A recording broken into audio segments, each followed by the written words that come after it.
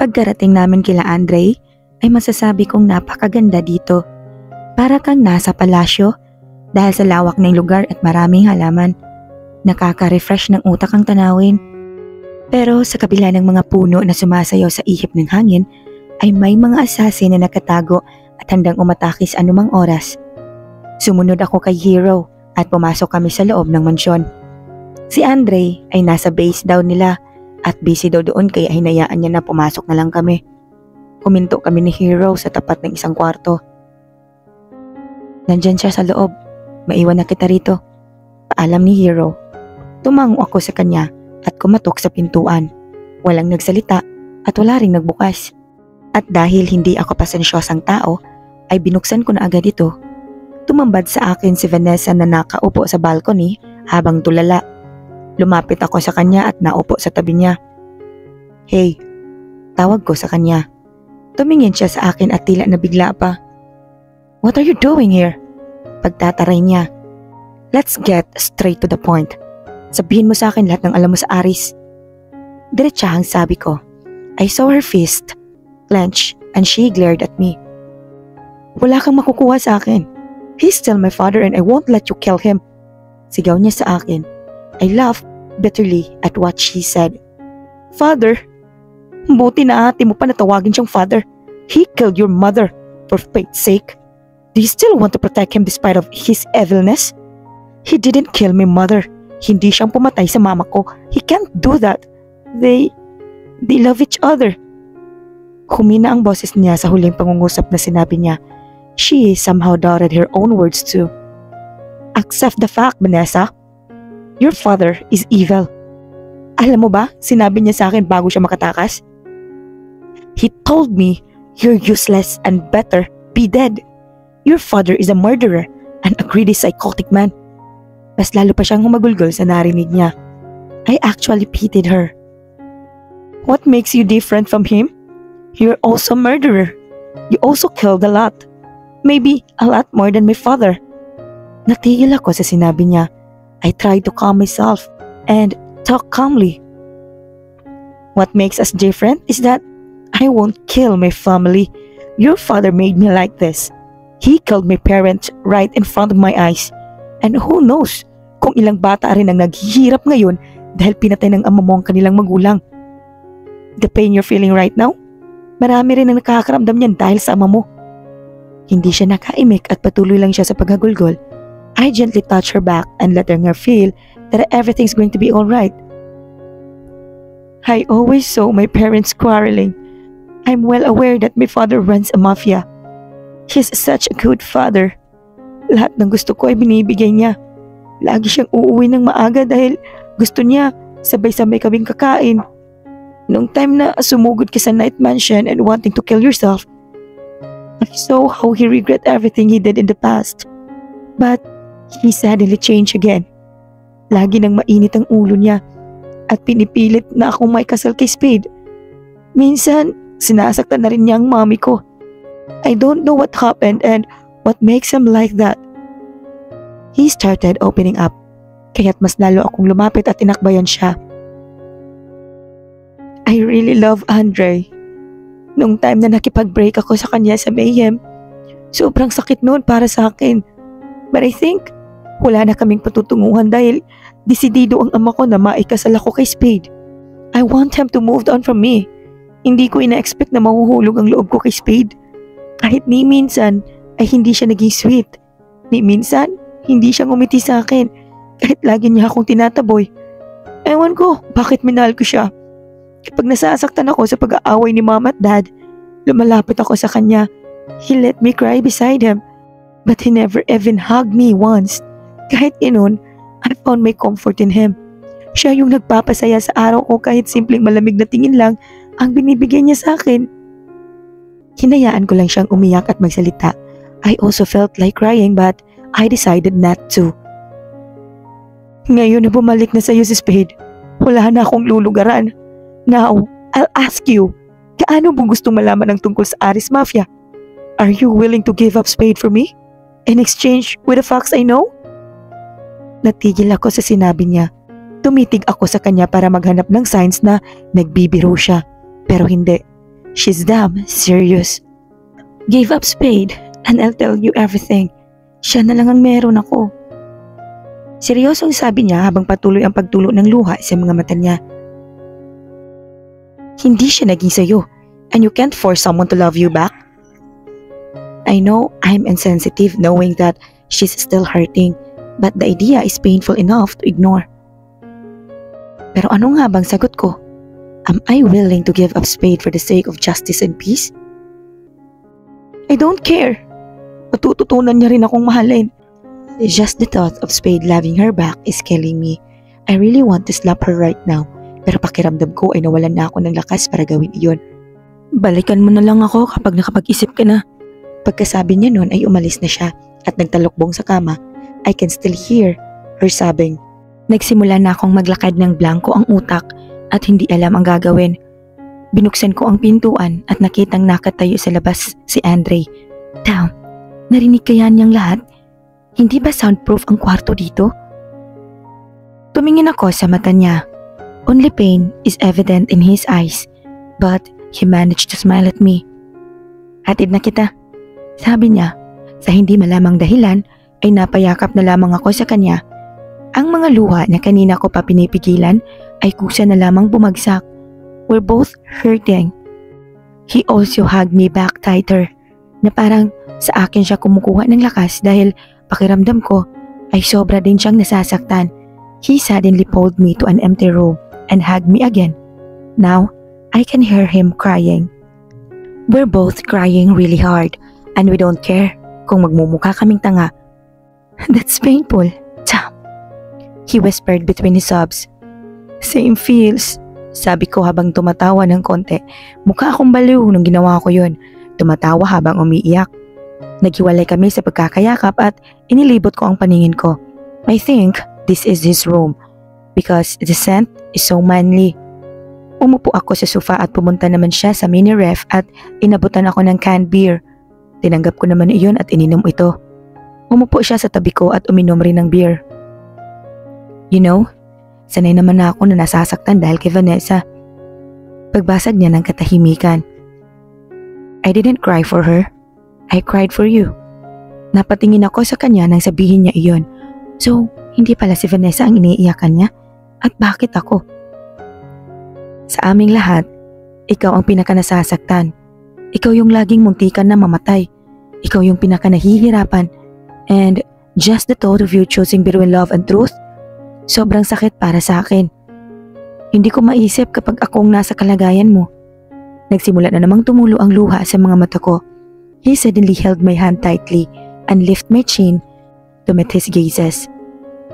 You don't have to sacrifice anything. Let us handle this, okay? Kami nang bahala, he said softly. I still need to think about it, sabi ko sa kanya. Kapag pumayag ako sa sinabi ni Vanessa, ay sigurado akong masasaktan si Andre. Kapag hindi naman ako pumayag, ay buhay namin ang kapalit. I just can't let that happen. We need to kill that mafia before they can kill us. Huminga ng malalim si Andre at niyakap akong muli. If only his hugs could take away every pain, hindi na ako aalis dito. Hindi ko na malayan na nakatulog pala ako kakaiyak ko. And worse, magkatabi kami ni Andre dito sa sofa habang natutulog din siya. Hindi naman ganun ka-awkward ang posisyon namin dahil medyo malaki ang sofa at hindi naman kami magkayakap or something. Tumayo ako at napatingin sa wall clock, 6:30 na ng hapon. Hey, bulong ko habang tinatapik ang pisngi ni Andre para magising siya. Umunat-unat pa siya at napatingin din sa oras at umupo. Nakatulog pala tayo? Komento niya habang sinusuklay ang buhok gamit ang kamay niya. Oo nga, hindi ko rin namalayan. Sagot ko, ramdam ko na ang bigat ng mga mata ko. At nang mapatingin sa salamin ay nakita ang pamamaga ng mata ko. It's fucking terrible. Patayo pa lang ako mula sa pagkakaupo nang makarinig kami ng isang malakas na pagsabog. Napahawak ako sa tenga ko habang gulat na nagkatinginan kami ni Andre. Mabilis pa sa 4:00 na lumabas kami sa kwarto at nakita ang mga tauhan na nagkakagulo. What was that? Sigaw ni Andre, kaya natigil ang mga tauhan sa pagpapanik at tila binuhusan ng malamig na tubig. Bumaba kami ng tuluyan sa hagdan nang biglang pumasok ang humahangos na si Hero. Dre, inaatake tayo. Nasa left wing sila ng subdivision. He reported. Nakita ko ang galit sa mga mata ni Andre at tila nagpipigil ng galit. How's the situation? Tanong ni Andre. Napatigil si Hero dahil doon at huminga ng malalim. Not good, sir. Marami ng tauhan natin ang napatumba. It will be just a matter of hours bago sila tuluyang makapasok dito. I think we need to call for backup from Knights and Sifus. Sagot ni Hero. It's my first time hearing him calling Andre sir. Maybe because he already felt the intensity of the situation. No, just contain them in the left wing. Alarm everyone to tighten the security. We will go to the left wing. Sagot niya at agad na naglakad. I would like to commend how calm he handles the situation. Pero kinakabahan ako nang malamang pupunta siya sa left wing na sinasabi nilang inaatake. Sir, just order us what to do. You don't need to go there. It's dangerous. Sabi ni Hero habang sinusundan namin si Andre. Tumigil sa paglalakad si Andre at tumingin muna sa akin. Stay here. Ihahatid kita mamaya pag naayos ito. Seryosong sabi niya. Pero umiling ako. I'll go with you.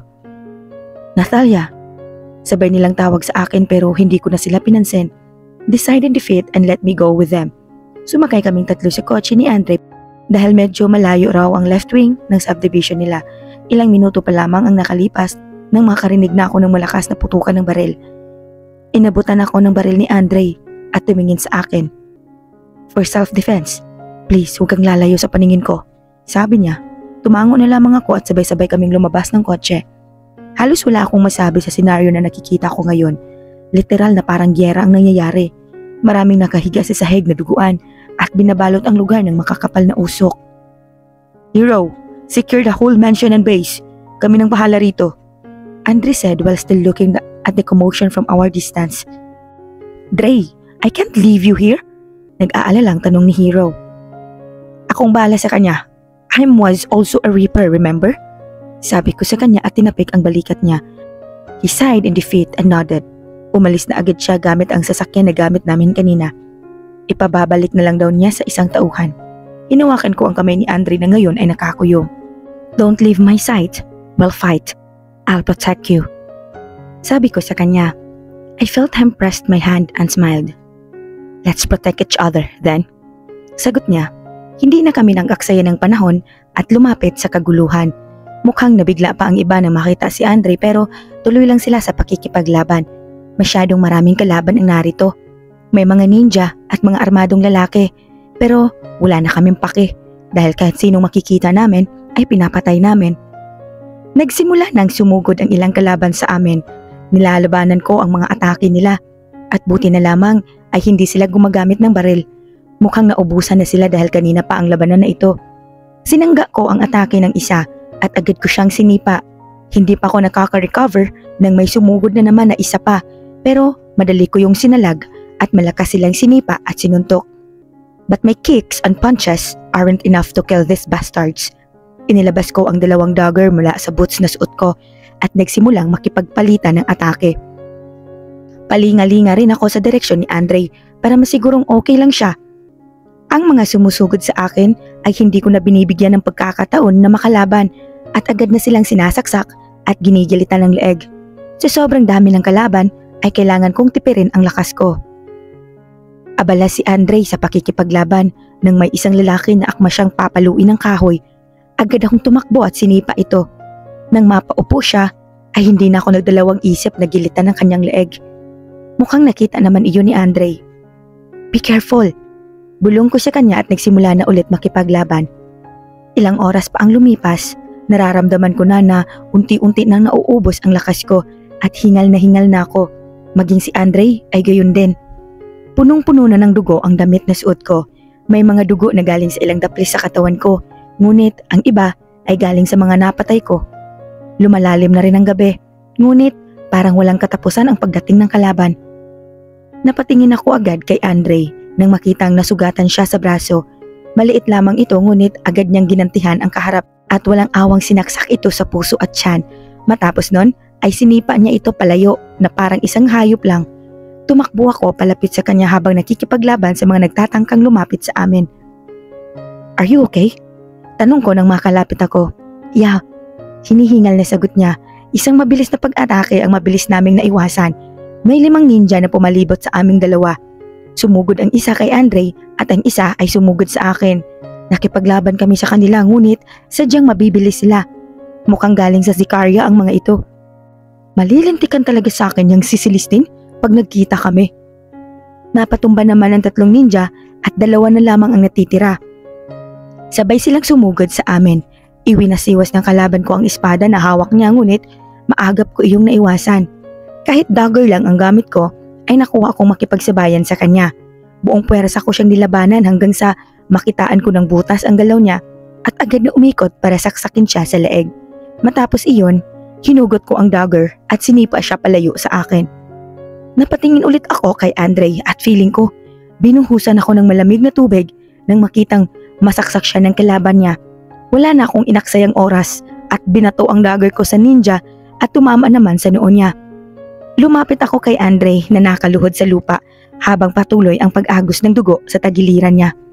"Hang on, dadalhin kita sa hospital," sabi ko habang pakiramdam ko ay tutulo na ang luha ko. Inalalayan ko siya at ikinawit sa leeg ko ang kamay niya. "What happened?" Napatingin kami nang makitang parating si Hero.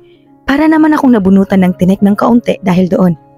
"Dalhin mo siya sa hospital, ako nang bahala rito," sabi ko at agad na nilipat ang pagkakaalalay kay Hero. "What? No! Umalis na tayo rito!" sigaw ni Andre. Umiling ako at hinawakan ang kamay niya. "Kaunti na lamang ang tauhan mo. Pag hinayaan ko ito, mapepenetrate nila ang gitna. Trust me, I'll be okay," sabi ko. Mukhang tutol sila sa ideya na iwan ako, pero tinulak ko na sila paalis. "Please, stay alive," sabi ni Hero bago sila tuluyang umalis. Hindi na ako nagdalawang isip pa na ipagpatuloy ang paglaban. Of course, I need to stay alive. Marami pa akong dapat tapusin. Katulad na lang ng buhay nitong nasa harap ko. Sinipa ko siya sa dibdib at agad na sinaksak. Nararamdaman ko na ang pagod. Konti na lang, matatapos ganito. I motivated myself. Matapos ang halos 2 oras na pagkikipaglaban, ay nakita ko na sa wakas ay ubos na ang mga kalaban. Nakakapangilabot, ang dami ng bangkay at halos wala ng malakaran. Napaupo ako sa sahig sa sobrang pagod. May mga natira pang tauhan ng Orion Mafia. Ang iba ay sugatan, samantalang ang mga maaayos pa ay aligaga sa pagtulong sa mga sugatan nilang kasama. "What the?" I whispered when I realized how tiring it was. Humiga ako sa sahig at ipinikit ang mga mata. Hindi sumagi sa isip ko na ganon karami ang susugod dito. Mabuti na lamang ay nandito ako at kahit papaano ay nakatulong. I suddenly remember Vanessa's offer. Kapag tinanggap ko iyon at tuluyang isuko si Spade, ay marahil wala nang ganito pang mangyayari sa hinaharap. Kailangan na namin malaman kung saan nagtatago ang Aris Mafia upang mawakasan na talaga ang kahibangan nila. A brighter future need a little sacrifice. And that's what I'm about to do. To give up on him and end this disgusting war. Total, sabi niya, ay pain in the ass lang ako and he's sick of me. Damn, I sounded so bitter. Siguro ay mabuti na rin iyon para naman mabilis siyang makapag-move on. Mabuti nang isipin niyang flirt ako o kahit ano pang masamang nilalang sa mundo. If that's the only way para makalimutan niya ako at itoon ang atensyon kay Vanessa, then so be it. Dati, halos patayin ko sa isip ko si Vanessa dahil sa magpapakasal sila. Yung urge na agawin si Spade kasi sa akin naman siya. Yung galit kapag nakikita silang magkasama. Lahat iyon ay nandito pa rin naman. Kaso this time, ako na yung kusang magbibigay ng space sa kanila. Hay, kung alam ko na ganito ka-complicated ang love, sana binura ko na ang nag-imbento nun sa mundo. Magulo na ang mundo ng mafia, sumabay pa ang pesteng pagmamahal na yan. Si Hero, kay Celestine na ninja pala. Babatukan ko talaga ng malala yun pag nagkita kami. Si Andre naman, sa babaeng pinagpipilitan ng sarili sa iba. At si Drevo na nagmahal ng suicidal tulad ko. Napatigil ako sa pag-iisip nang maramdaman ang kamay na humawak sa leeg ko. Tila pinupulsuhan ako. "Hey, ayos ka lang? Dadalhin ka namin sa hospital." Tanong ng lalaki sa akin na puro sugat din ang muka. Agad akong umupo at tinignan siya. "Ayos lang ako, nagpapahinga lang," sagot ko sa kanya. I saw how his eyes sparkle while looking at me. Kunot-noo ko siyang tinignan dahil ngiting-ngiti siya sa akin. "Nakita ko kung paano ka nakipaglaban kanina. Damn, idol na kita," Inirapan ko siya at tuluyan ng tumayo. Well, ano bang expect mo? Bukod sa maganda, magaling pa. Saan dinadala yung mga sugatan? Tanong ko habang nakatingin sa mga sugatan na sinasakay nila sa kotse. Sa Rockford Hospital, sagot niya. Pwede ba idaan niyo ako doon sa mansyon nila Andre? Tanong ko. Sure, tara. Sabi niya at naglakad na papunta sa sasakyan. Matapos ang ilang minuto ay bumaba na ako at hindi na ako nag-abala na magpaalam. Dire-diretso ako sa kwarto ng babaeng kailangan kong makausap. Hindi na ako nag-abala pang kumatok at pumasok na ako ng diretso. Nabigla siya sa pagpasok ko, pero mas mukhang nabigla siya dahil halos maligo ako sa dugo. What happened? Hindi ko na pinatuloy pa ang pagsasalita niya dahil ramdam ko ang sakit sa puso ko. Inatake ng Aris Mafia ang left wing ng subdivision. Si Andre ay nasa hospital at malala ang tama. Paninimula ko na mas lalo niyang kinabigla.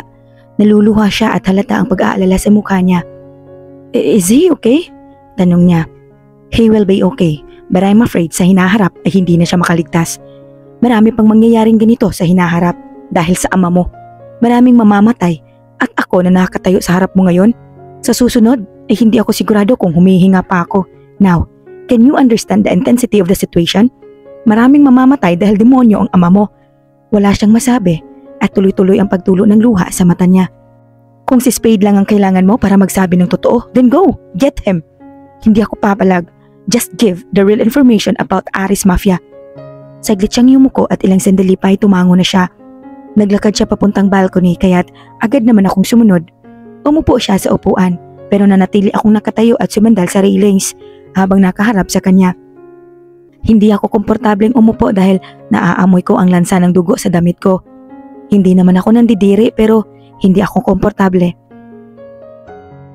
Wala akong masyadong alam sa Aris. Pinikwentuhan lang ako ng kaibigan kong asasin namin. Pagsisimula niya. May kaibigan pala siyang asasin? Naalala ko yung asasin na nakalaban ko, yung nagsabi kung nasaan sila Vanessa. Siya kayang tinutukoy niya?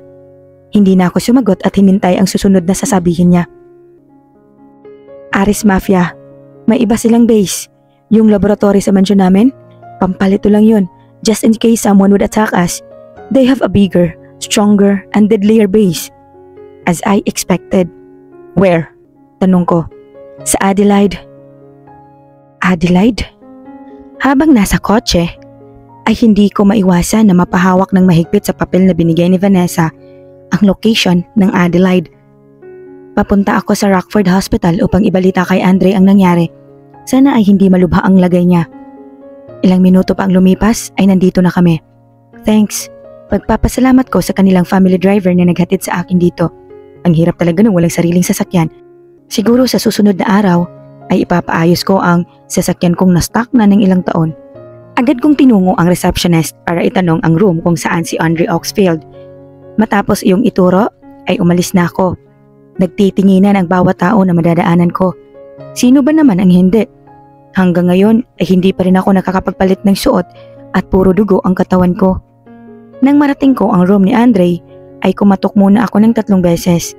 Wala man lang nagbukas nun kaya wala nang pagdadalawang isip na pumasok ako. Napatigil ako nang makita kung sino ang mga tao sa loob. Si Andre, Hero, Spade at Drevon na lahat ay nakatingin sa akin ngayon. May tao pala rito, hindi man lang sila nag-abala na buksan ang pinto. Tch! Nagtama ang paningin namin ni Spade hanggang sa bumaba ang tingin niya sa katawan ko. Sa katawan ko na puro dugo. Agad akong nag-iwas ng tingin dahil nasasaktan na naman ako kada maalala ko na siya ang kapalit ng bagay na nalaman ko. Hindi sila nagsalita at parang gulat na gulat pa rin sa itsura ko. Maliban kay Andre at Hero na alam kung ano ang nangyari. Are you okay? Halatang nahihirapan pa rin sa Andre pero tingin ko naman ay hindi naman pala ganun kalubha iyon. I'm okay and everything is already under control. Malamig na sagot ko. Ayokong magpakita ng kahit anong emosyon dahil sa totoo lang, marami akong halo-halong emosyon na nararamdaman ngayon. Why didn't you even call for backup? Napatingin kami kay Spade nang magsalita ito at gaya ng dati, malamig ito at wala ding emosyon. We also have our pride as a mafia. Kung kaya pa namin ay hindi kami hihingi ng tulong. Sagot ni Andre. Natahimik naman kaming lahat. He's right. Kahit ako ang leader ng isang mafia, ay hindi ko muna hahayaan na may makialam. I know Andre is a good at decision making, and I know he just made the right choice. Natalia, maghintay ka muna rito. I'll buy a new clothes for you. Sabi ni Javon. Ngumiti ako ng tipid at tumango. Ilang sandali pa ay umalis na rin siya. Umalis na rin si Hero para bumili naman ng pagkain.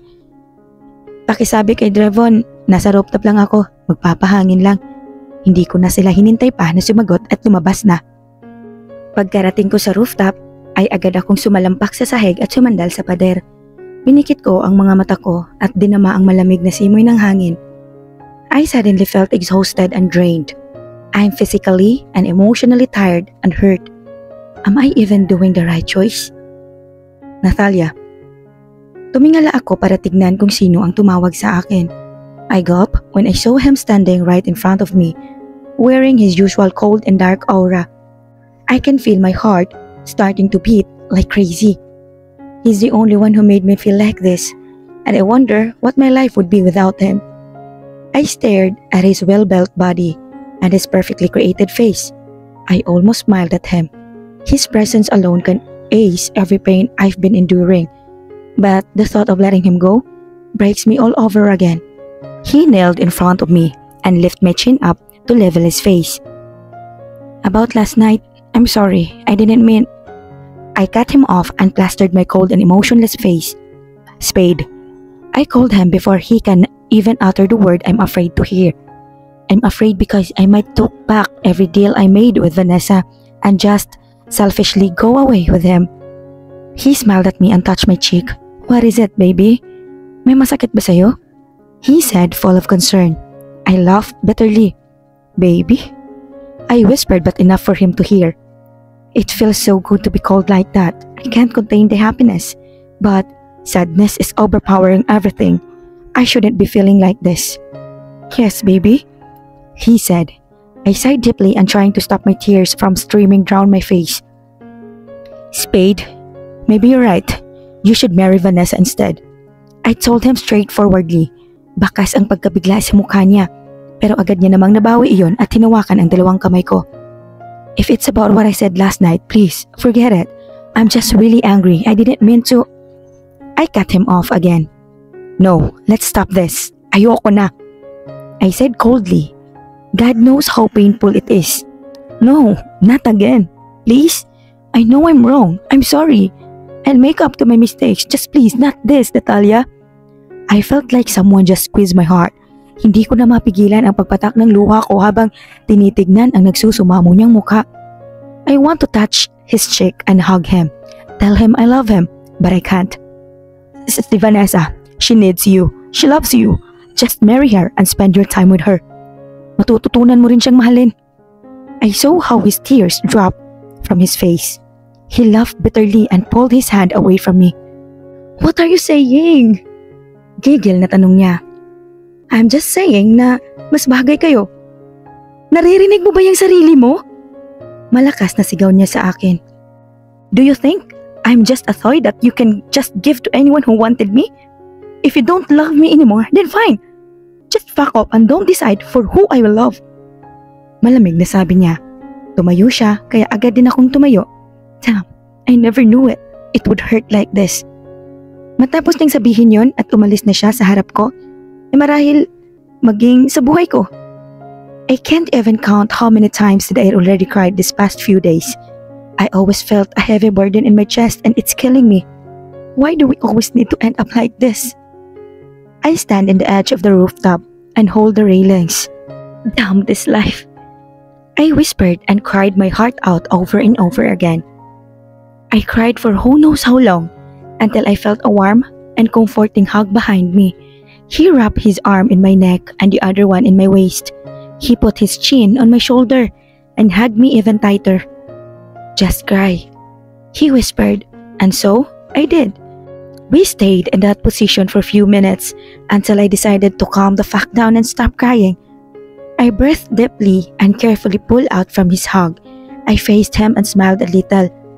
As always, I said while looking at him. He just stared at me with concern written all over his face. You really love him? Why did you do that? He asked. Iniwas ko ang tingin ko. I don't think he needs to know the reason. Hindi ako sumagot sa kanya. Okay, just tell me if you're ready. For now, you have to take a shower and rest. May kwarto sa office, doon ka na lang magpahinga. Drevon said and I just nodded at him. Matapos kong maligo at magbihis, ay dumiretso muna ako sa kwarto ni Andre. Umalis na si Drevon dahil kailangan daw siya sa seafoods. Pumasok ako sa kwarto ni Andre at nakitang mahimbing na siyang natutulog. Lumapit ako sa kama niya at umupo sa katabing upuan. Hinawakan ko ang kamay niya at nararamdaman kong nagsisimula na namang tumulo ang luha ko. Napaayos ako ng upo nang makitang mag-unat siya at dumilat. Oh, Natalia, bakit hindi ka pa nagpapahinga? Tanong niya. Binabantayan kita. Baka pasukin ka ng ninja rito. Pagbibiro ko. Simula nung sinugod ako rito, nung na-admit ako, ay tulad ng sinabi ni Drevon, pinaalis ang mga tauhan na naka-duty ng oras na iyon. The security here is tighter now dahil ang mga taong nasa loob nito ay obviously walang laban kung sakaling sugurin sila rito. He didn't even laugh. He just stared at me. You cried. Sabi niya na parang alam na alam niya ang nangyari. He's not even asking. He's stating it. Bakit naman ako iiyak? He cut me off. Did you accept the deal with Vanessa? Seryosong saad niya. I was caught off guard. Hindi ako makapagsalita dahil parang paulit-ulit na sinasaksak ang puso ko. Fuck, he said, and I saw him clench his fist and jaw. I saw hint of pain and anger in his eyes, and it makes me feel worse. Sorry, I whispered and bowed my head. I didn't even realize that my decision would hurt him too because he loves Vanessa. He tried sitting and saw him endured pain from his wound. Aalalayan ko na sana siya pero nakaupo na siya. Why are you doing this to yourself? Sabi niya na parang hindi makapaniwala sa desisyon ko. I know you love Vanessa. I'm sorry. Vanessa, I don't give a damn if I would get hurt over and over again because of this stupid unrequited love. All I ever care is you. You don't need to do this for us. What have we done to deserve such sacrifice from you? He shouted. I expected him to yell at me for not thinking about what he would feel. I expected him to say that I shouldn't do that because he loves Vanessa. But what he said makes me cry even more. This is what I want, Andre. Your friend, Kenji, sacrificed his life for me. I just want to repay him by doing this. I want to avenge the death of my parents and him. Hindi ko yun magagawa kung hindi man lamang natin alam kung nasaan ang kalaban. Yung kanina, ayoko nang maulit yun. We need to have a little sacrifice for a greater good. He pinched the bridge of his nose and closed his eyes. He seems to be really frustrated. After a few minutes, he nodded and held my hand. Magpahinga ka na. Dito ka na matulog sa kama. Doon na ako sa sofa. He said calmly. Pinunasan ko ang luha ko at pilit nang ngumiti sa kanya. Ikaw ang pasyente rito. Doon na ako sa sofa. Sabi ko habang tumatawa ng mahina. Actually, inoffer ni Drevon ang kwarto sa office niya pero hindi ako komportable doon. Siguro ay dito na lang ako sa kwarto ni Andre para mabantayan ko na rin siya. Tatayo na sana ako para mahiga sa sofa pero agad niya akong hinatak pahiga sa kama.